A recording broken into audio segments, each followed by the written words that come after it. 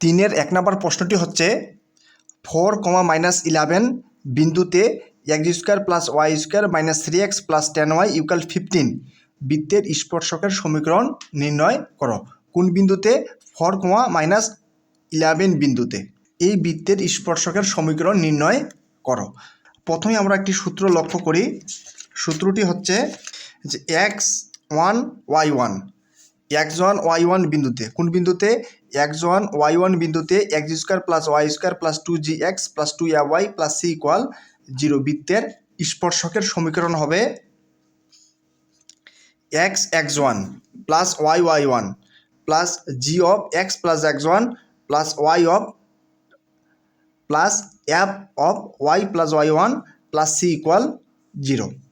সূত্রটি হচ্ছে, আমি আরেকবার লিখতেছি বা বলতেছি, সূত্রটি হচ্ছে x1 y1 বিন্দুতে x1, y1 বিন্দুতে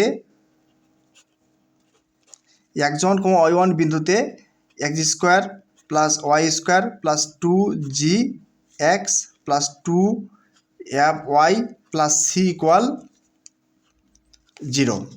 x1 y1 বিন্দুতে x² + y² + 2gx + 2fy + c = 0 বৃত্তের স্পর্শকের সমীকরণ x(x1) x(x1) বলতে কত? x1 + y(y1) + g into x plus x1 plus f into y plus y1 plus c = 0।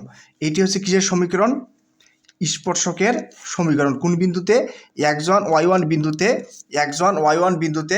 x² + y² + 2gx + 2fy + c = 0 বৃত্তের স্পর্শকের সমীকরণ হচ্ছে x(x1) + y(y1) + g of x + x1 + f of y + y1 + c = 0।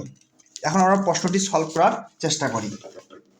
প্রথমে বৃত্তটির সমীকরণটি লিখি। বৃত্তটির সমীকরণটি হচ্ছে x² + y² - 3x + 10y এইদিকে আছে =50। এখন আমরা লিখতে পারি, এখন আমরা এই সমীকরণটিকে বৃত্তের সাধারণ সমীকরণে রূপান্তর করি। বৃত্তের সাধারণ সমীকরণটি কি? বৃত্তের সাধারণ সমীকরণটি হচ্ছে x² + y² + 2gx + 2fy + c = 0। তাহলে আমরা লিখতে পারি x² + y² + 2, এখানে 2 নিলাম কিন্তু এখানে কি নাই? 2 নাই। তাহলে 2 দ্বারা ভাগ দেই, -3 ভাগ কত? 2 ইন্টু কত? x। তাহলে কি হয়? প্লাস মাইনাসে মাইনাস, 2 কাটা, তাহলে কি হয়? 3x প্লাস 2fy, যে 2 এখানে কত আছে? 10, তার মানে আমরা লিখতে পারি 5y, 5 জন্য কত? 10y। এইদিকে আছে +15, এইদিকে আসলে কি হবে? -15 = 0। অর্থাৎ আমরা যদি বৃত্তের সাধারণ সমীকরণটি লিখি, বৃত্তের সাধারণ সমীকরণটি হচ্ছে x² + y² + 2gx + 2fy + c = 0। এখানে g বলতে কত? এখানে g বলতে হচ্ছে -3/2 এবং 2fy, f বলতে হচ্ছে কত? 5/2। এবং আমাদের প্রশ্নে কি বলা ছিল? প্রশ্নে বলা ছিল যে 4,1 বিন্দুতে এই বৃত্তের কিসের সমীকরণ নির্ণয় করো? স্পর্শকের সমীকরণ নির্ণয় করো।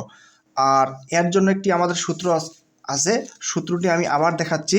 সূত্রটি হচ্ছে x1 y1 বিন্দুতে। কোন বিন্দুতে? x1 y1 বিন্দুতে x² + y² + 2gx + 2fy + c = 0 বৃত্তের স্পর্শকের সমীকরণ হবে x(x1) + y(y1) + g of অর্থাৎ g into x + x1 + f into y + y1 + c = 0। আর কোন বিন্দুতে স্পর্শক সমীকরণ? 4,-1 বিন্দুতে। যে 4,-1 বিন্দুতে স্পর্শকের সমীকরণ এই x(x1) x বলতে x(x1) কত? ইন্টু কত? 4 প্লাস y(y1) y(y1) বলতে কত? -11 প্লাস g ইন্টু, যে g বলতে কত? -3/2, g বলতে কত? -3/2 g into x plus x1 বলতে কত 4 প্লাস অ্যাব ইন্টু অ্যাব বলতে কত 5 অ্যাব ইন্টু ওয়াই প্লাস y1 বলতে কত -11 প্লাস সি, অর্থাৎ এখানে কি আছে -15 ইকুয়াল 0। এই সূত্রটি প্রয়োগ করলাম আমরা যে x1 y1 বিন্দুতে এখানে x1 y1 এর পরিবর্তে কি আছে, এই যে x1 আর কি আছে y1, অর্থাৎ x1 এর পরিবর্তে কত 4 এবং y1 এর পরিবর্তে -11। এই যে x ইন্টু x1 বলতে কত 4 প্লাস y ইন্টু y1 বলতে কত -11 প্লাস জি, কারণ জি বলতে কত -3/2 ইন্টু এক্স প্লাস x1, এই যে x প্লাস x1 বলতে কত 4 প্লাস অ্যাব ইন্টু এই যে অ্যাব বলতে কত 5 into y plus y plus y1 বলতে কত -11 এবং কি আছে প্লাস সি। এখন প্লাস সি বলতে এখানে কি আছে -15, এই যে -15 ইকুয়াল কত -15 ইকুয়াল 0। এখন আমরা লিখতে পারি 4x -11y -3/2 into x plus 4 plus 5 into y minus কত 11 -15 ইকুয়াল 0। এখন আমরা সমীকরণের উভয় পাশে এই যে 2 নিচে আছে 2 দ্বারা গুণ করে পাই, সমীকরণের উভয় পাশে কী দ্বারা গুণ করে পাই 2 দ্বারা গুণ করে পাই, তাহলে কত হয় 8x -11 দুগুণে কত 22y মাইনাস 2 দ্বারা গুণ, তাহলে উপরে 2 নিচে 2 কাটা, তাহলে কি থাকে 3 ইন্টু এক্স প্লাস কত 4 প্লাস 2 দ্বারা গুণ অর্থাৎ 5 দুগুণে কত 10 ইন্টু ওয়াই -11 মাইনাস 15 দুগুণে কত 30 ইকুয়াল কত 0। এখন কত 8x মাইনাস কত 22y মাইনাস 3টা কী অবস্থায় আছে গুণ অবস্থায়, তাহলে গুণ দেই 3x প্লাস মাইনাস 3 4 কত 12 প্লাস কত y 10y প্লাস মাইনাসে কি -10 আর 11 যদি গুণ দেওয়া হয় তাহলে কত হয় 110 মাইনাস কত 30 ইকুয়াল 0। এখন তাহলে কি থাকে 8x - 3x, আমরা কি লিখতে পারি 5x -22y প্লাস 10y, আমরা এখানে কি লিখতে পারি -12y। এখন কি লিখতে পারি যে -12 -110 -30, আমরা লিখতে পারি 152 ইকুয়াল কত 0,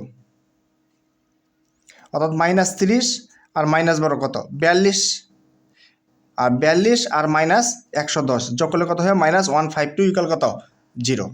এটি হচ্ছে নিম্ন স্পর্শকের সমীকরণ। আমরা আরেকটি কাজ করতে পারি, সেটি হচ্ছে 5x -12y -152, এ পাশে মাইনাস আছে ওই দিক গেলে কী হবে প্লাস হবে, অর্থাৎ 152, অর্থাৎ এটি হচ্ছে নিম্ন স্পর্শকটির সমীকরণ।